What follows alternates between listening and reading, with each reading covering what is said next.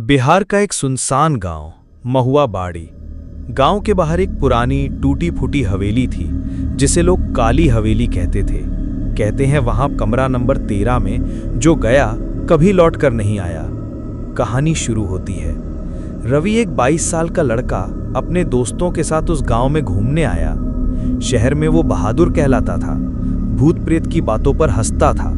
एक रात गांव के कुछ लड़कों ने रवि को चैलेंज दिया, अगर तू इतना ही बहादुर है तो जा उस हवेली के कमरा नंबर 13 में एक रात बिताकर दिखा। रवि ने चुनौती स्वीकार की। रात के ठीक 12 बजे हाथ में टॉर्च और एक कैमरा लेकर वो हवेली के अंदर गया। कमरा नंबर 13, एक काला दरवाजा। कमरा नंबर 13 का दरवाजा खुद ब खुद चर्र करके खुल गया।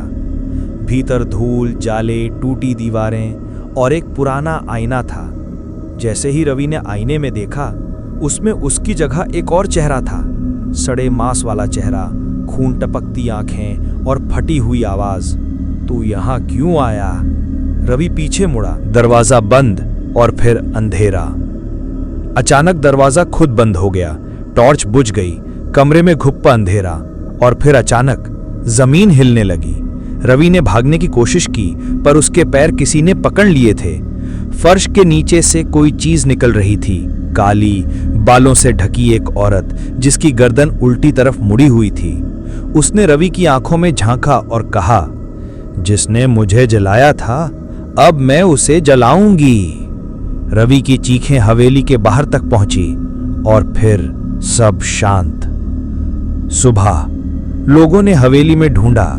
कमरा नंबर 13 खाली था, पर उस आईने पर खून से लिखा था, अब हर चांदनी रात को कोई ना कोई मेरी जगह लेने आएगा। डर लगता है ना ऐसी कहानियां सुनकर?